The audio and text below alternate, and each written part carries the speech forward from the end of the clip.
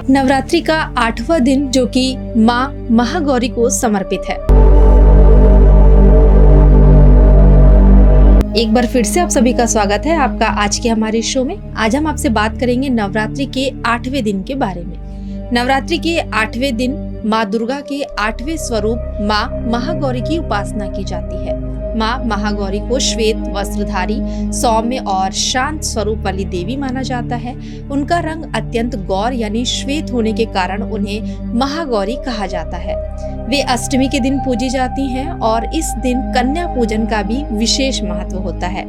माँ महागौरी के स्वरूप की बात करें तो अत्यंत दिव्य और तेजस्वी हैं। वे 4 भुजाओं वाली देवी हैं। उनके एक हाथ में त्रिशूल और दूसरे में डमरू होता है, जबकि 2 हाथ अभय और वरद मुद्रा में होते हैं। उनका वाहन वृषभ यानी बैल है, इसलिए उन्हें वृषारूढ़ा भी कहा जाता है।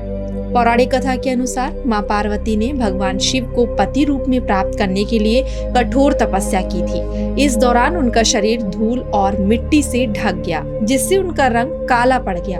उनकी कठोर तपस्या से प्रसन्न होकर भगवान शिव ने उन्हें गंगा जल से स्नान कराया, जिससे वे अत्यंत गौर वर्ण हो गयी और उन्हें महागौरी कहा जाने लगा। स्नान और संकल्प की बात करें तो प्रातःकाल स्नान कर स्वच्छ वस्त्र धारण करें और माँ महागौरी की पूजा का संकल्प लें।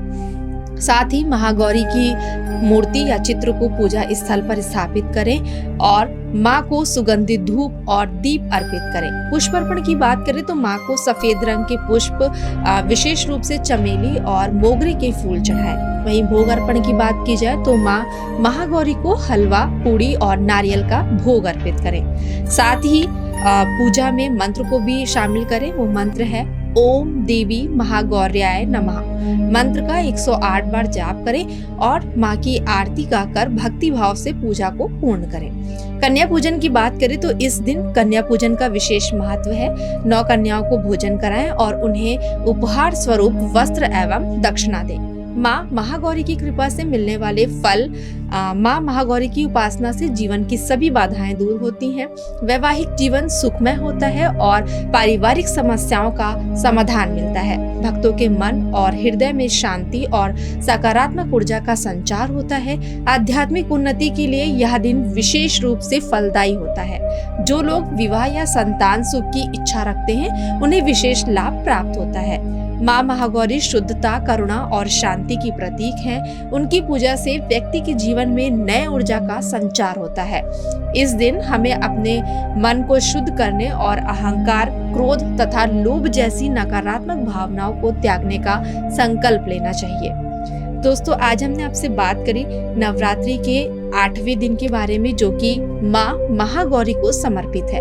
कैसी लगी आपको ये जानकारी? अगर पसंद आई हो तो हमें कमेंट सेक्शन में कमेंट करके जरूर बताइएगा। और अपने नेक्स्ट वीडियो में हम आपसे बात करेंगे नवरात्रि के 9वें दिन के बारे में, कि नवरात्रि का जो 9वां दिन है वो कौन सी देवी को समर्पित है, इसके बारे में हम आपसे चर्चा करेंगे। तो जरूर देखिएगा आप हमारा नेक्स्ट वीडियो। आज के लिए फिलहाल इतना ही। मैं आपसे आज्ञा चाहती हूँ। धन्यवाद।